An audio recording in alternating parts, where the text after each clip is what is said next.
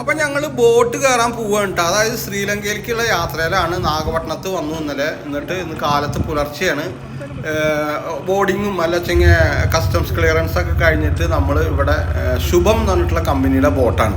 ഈ ബോട്ടിലാണ് നമ്മൾ ശ്രീലങ്കയിലേക്ക് പോകുന്നത്. ശ്രീലങ്കയിൽ ജാഫ്ന എന്ന് പറഞ്ഞ സ്ഥലത്തേക്കാണ് ഈ ബോട്ട് പോവുക. അതായത് നാഗപട്ടണത്ത് നിന്ന് ജാഫ്നയ്ക്കുള്ള യാത്രയാണ്. ഏകദേശം ഒരു 4 മണിക്കൂർ യാത്ര എന്നാണ് പറഞ്ഞത്. എനിവേ ഇപ്പോൾ ഞങ്ങൾ ബോട്ട് കയറാൻ വേണ്ടിയിട്ട് പോയിക്കൊണ്ടിരിക്കുകയാണ്. നമുക്കൊരു സാധാരണ ബോട്ട് യാത്ര എന്നുള്ള രീതിയിൽ കയറി പോകാൻ പറ്റില്ല. ഇവിടെ വന്നു കഴിഞ്ഞാൽ പാസ്പോർട്ട് വേണം. പാസ്പോർട്ടിൽ നമ്മൾ എങ്ങനെ എയർപോർട്ടിൽ പോകണം അതേമാതിരി.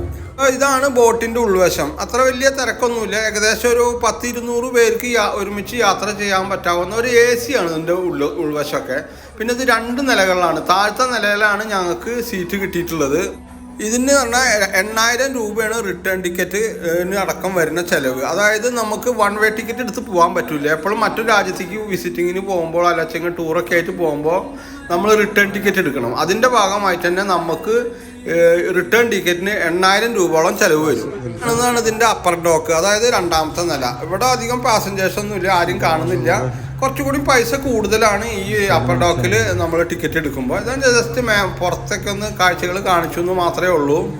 നമ്മളിതിൽ പോകുമ്പോൾ കാലത്തായ കാരണം അവർ ചെറിയൊരു ബ്രേക്ക്ഫാസ്റ്റ്, ഒരു 3 ഇഡ്ഡലിയും സാമ്പാറും കൂടിയിട്ടുള്ള ചെറിയൊരു ബ്രേക്ക്ഫാസ്റ്റ്. അതിലേക്ക് ചായ ഒന്നുമില്ല. ചായ നമ്മൾ കാശ് കൊടുത്ത് മേടിച്ച് കുടിക്കണം. ഇപ്പോൾ ബോട്ട് കസ്റ്റംസ് ക്ലിയറൻസും എല്ലാ പരിപാടികളും കഴിഞ്ഞ് എല്ലാ യാത്രക്കാരും കയറി ബോട്ട് ചെറിയ രീതിയിൽ നീങ്ങിക്കൊണ്ടിരിക്കുകയാണ്. അതായത് അവിടുന്ന് ടേൺ ചെയ്തിട്ട് പോവുകയാണ്. അതുകൊണ്ടാണ് വളരെ സ്ലോയിൽ നീങ്ങുന്ന ഒരു കാഴ്ചയും കണ്ടത്. അപ്പോൾ നമ്മൾ അവിടെ നിന്ന് ടാറ്റയൊക്കെ പറഞ്ഞ് കസ്റ്റംസ് ഉദ്യോഗസ്ഥന്മാരോടും മറ്റുള്ള പോർട്ട് അധികാരികൾക്ക് ടാറ്റയൊക്കെ കൊടുത്തിട്ട് ബോട്ട് ചെറിയ രീതിയിൽ മുന്നോട്ട് പോയിക്കൊണ്ടിരിക്കുകയാണ്. ഈ ബോട്ട് യാത്രയിൽ നമ്മൾ ശരിക്കും പേടിക്കേണ്ട കുറച്ച് കാര്യങ്ങളുണ്ട്. നമ്മൾ ബോട്ട് യാത്ര എന്ന് പറയുമ്പോൾ സാധാരണ പുഴയിൽ കൂടെ പോകണ ബോട്ട് യാത്ര മാതിരിയല്ല കടലിൽ കൂടെ പോകണ ബോട്ട് യാത്ര. ഇപ്പോൾ ഈ ഒരു ടൈമിൽ എന്ന് പറഞ്ഞാൽ വലിയ തിരമാലകളോ കാറ്റോ കാര്യങ്ങളൊന്നുമില്ല. ശരിക്കും പറഞ്ഞു കഴിഞ്ഞാൽ വലിയ തിരമാലകളും കാറ്റുകളൊക്കെ ഉണ്ടാകുമ്പോൾ ബോട്ട് വളരെ രീതിയിൽ ഉയർന്ന് ഇങ്ങനെ ചാടിക്കൊണ്ടിരിക്കും. അപ്പം നമുക്ക് എന്താണെന്ന് വെച്ച് കഴിഞ്ഞാൽ ഈ ഛർദിയും വെച്ചെങ്കിൽ നമ്മളുടെ ഒരു സിസ്റ്റത്തിന് വരുന്ന മാറ്റം നമ്മളെ ബോഡീനെ വളരെയധികം ബാധിക്കുന്നുള്ളതാണ്.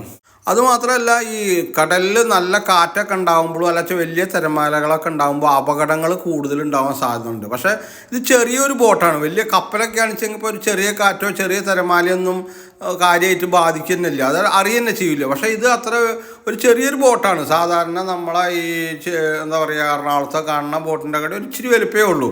നമുക്ക് ഈ ബോട്ടുകളും എറണാകുളത്ത് കാണാൻ പറ്റും. അപ്പോൾ ആ ബോട്ടുകളൊക്കെ ഇങ്ങനെ സാധാരണ ഒരു വെള്ളത്തിൽ കൂടെ പോകുമ്പോൾ വലിയ കുഴപ്പമുണ്ടാവില്ല. പക്ഷേ ഈ വലിയ തിരമാലയും കാറ്റകളൊക്കെ ഉണ്ടാകുമ്പോൾ എന്താ പ്രശ്നം വെച്ചെങ്കിൽ അത് ആടി വലയും. അപ്പോൾ നമുക്ക് ഈ കടൽ ചൊരുക്കൊക്കെ ഉണ്ടാവുന്ന ആൾക്കാർക്ക് ഛർദി, അതേമാതിരി തലവേദന, അങ്ങനെ ഒരുപാട് വിഷയങ്ങൾ ഉണ്ടാവാൻ സാധ്യതയുണ്ട്. പക്ഷേ ഇത് AC ആയ കാരണം ഒരു പരിധി വരെ ഈ കടൽ ചൊരുക്ക് ഉണ്ടാവില്ല. കാരണം പുറത്തുള്ള ഈ കടലിൻ്റെ ഒരു സ്മെല്ലുണ്ട്, അത് ഇതിൻ്റെ ഉള്ളിൽ നമുക്ക് ഫീൽ ചെയ്യില്ല. കാരണം ഫുൾ അടച്ചിട്ടുള്ള AC ആയ കാരണം ഈ ഷിപ്പിന് ഈ ഒരു ബോട്ടിന് ആ ഒരു പ്രശ്നം ഉണ്ടാവില്ല എന്ന് വിചാരിക്കും. പിന്നെ ഇതിൻ്റെ മറ്റു ചില കാര്യങ്ങൾ പറയാം. ഞങ്ങൾ ടിക്കറ്റ് എടുക്കുമ്പോൾ ഇതിൽ കാണിച്ചുകൊണ്ടിരുന്നത്, അതായത് ഓൺലൈനിൽ കാണിച്ചിരുന്നത് ഒരാൾക്ക് 7 കിലോ വരെ കൊണ്ടുപോകാനേ പാടുള്ളൂ, ബാക്കി നമ്മൾ പേയ്മെൻറ്റ് കൊടുക്കേണ്ടി വരുന്നതാണ്. പക്ഷേ ഇവിടെ വന്നപ്പോൾ 20 കിലോ വരെ കൊണ്ടുപോകാമെന്നാണ് അവർ പറയുന്നത്. ഇതിൽ ഞങ്ങൾ ഒരു വൺ വേ ടിക്കറ്റ് മാത്രം എടുത്തിട്ടുണ്ടാകുന്നത്. തിരിച്ചു വരുമ്പോൾ ഫ്ലൈറ്റിന് വരാമെന്നാണ് ഉദ്ദേശിച്ചിരുന്നത്. പക്ഷേ അവിടെ വന്നപ്പോൾ വൺ വേ ടിക്കറ്റിന് അവർ അനുവദിക്കില്ല. റിട്ടേൺ ടിക്കറ്റ് നിർബന്ധമായിട്ട് വേണം. അത് ശരിക്കും നിയമമാണ്. നമ്മൾ മറ്റൊരു രാജ്യത്തേക്ക് പോകുമ്പോൾ റിട്ടേൺ ടിക്കറ്റ് എന്തായാലും വേണം, പ്രത്യേകിച്ച്